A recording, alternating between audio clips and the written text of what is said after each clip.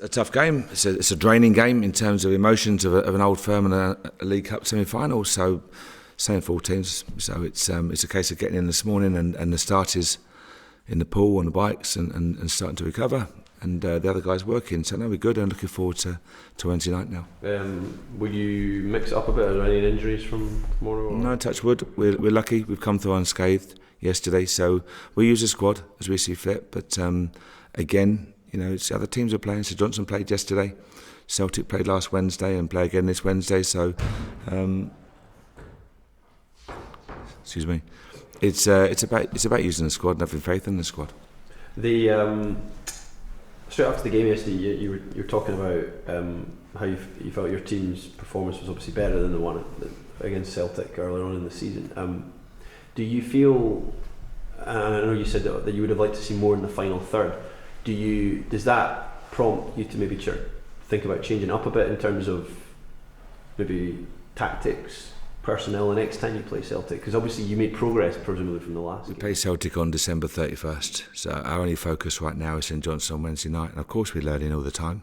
We have to learn as a group, we have to work hard to close gaps and improve as individuals, as units, as a team. So that's just what we do every single day.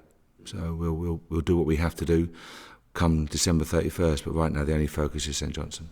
Is it easy to lift your squad after losing to their biggest rivals? Historically, it's been that you've seen players mentally shrink after losing an Old Firm game. I haven't seen players mentally shrink after an Old Firm game. So when you say historically, I'm trusting your facts. It has happened in the past, but no, I haven't seen my players mentally shrink. The fact is they've played in a game at the National Stadium. They're desperately disappointed to lose a game of football. You never want to lose any game of football, let alone a semi-final at hand and to your local rivals. But the fact is we have to be better for that. And we have to move forward, and we've got to focus on two very important league games. There can't be any hangover. There's no feeling sorry for yourself. There's no fitness or fatigue issues because, as I said earlier, St Johnstone played yesterday 2 hours prior to us, and Tom and his team will be working hard to recover, as will Celtic and all the other teams. So no, not at all. There's no mental shrinkage. We're just looking forward to another tough game on Wednesday night. We played obviously St Johnstone in the League Cup last season. They're obviously changed. They're a changed team from then, and you are as well. So what kind of game are you anticipating? Look at the league.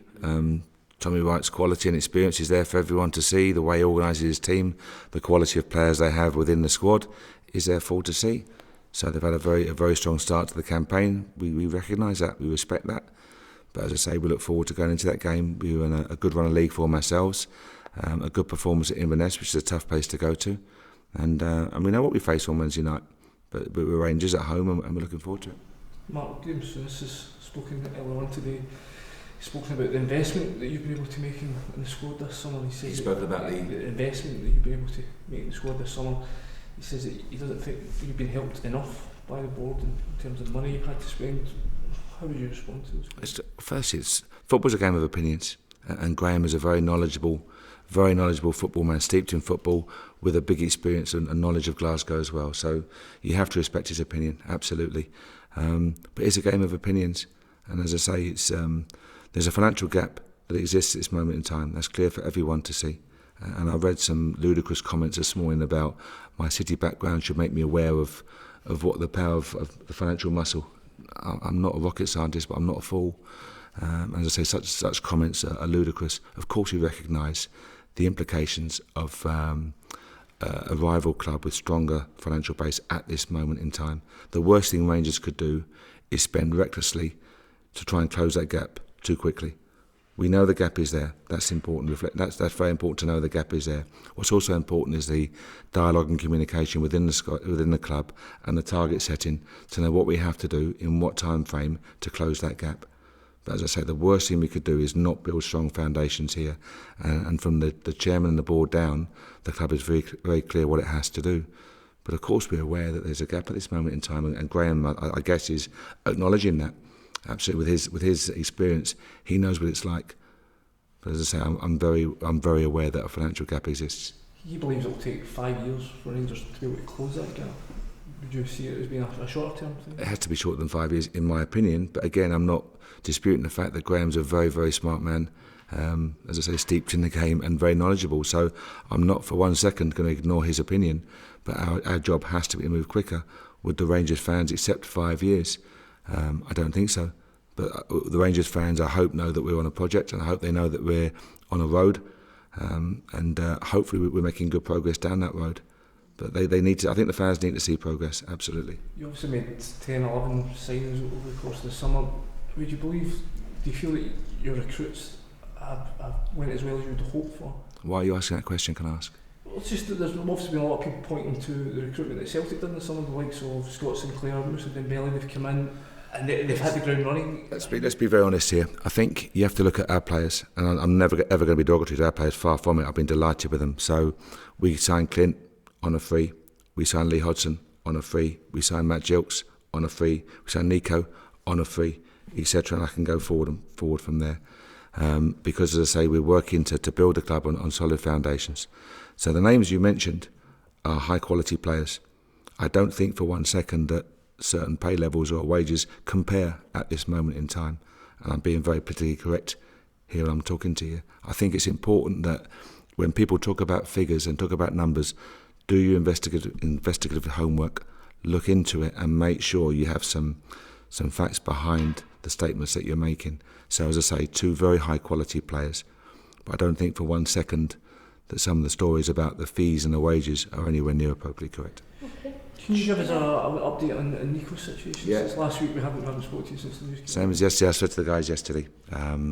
Nico unfortunately had the injury last week. He has some inflammation on the knee. So we have to wait that settle down. And as I say, you have the scans, but the picture's never really clear.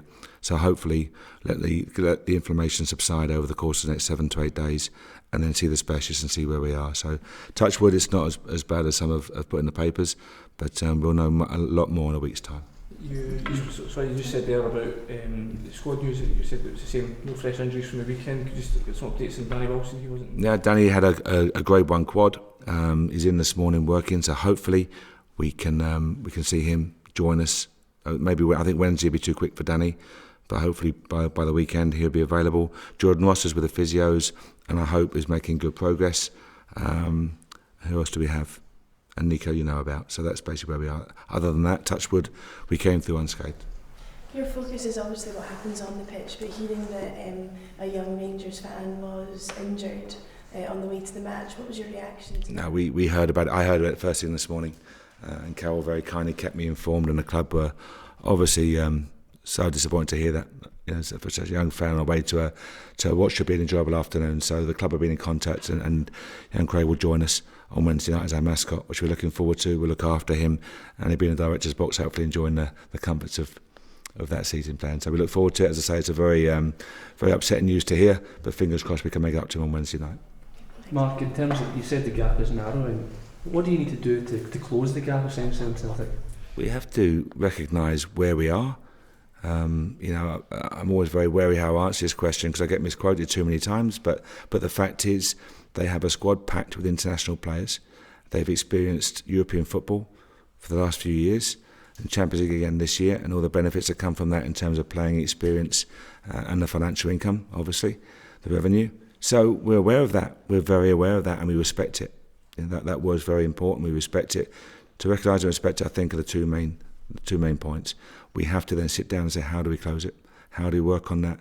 How do we improve the quality of our squad? Can we invest astutely, wisely, get that balance right of senior players and younger players, and look to work to find every possible angle to improve it, be it analysis, be it the quality of staff around them, be it the environment we create here.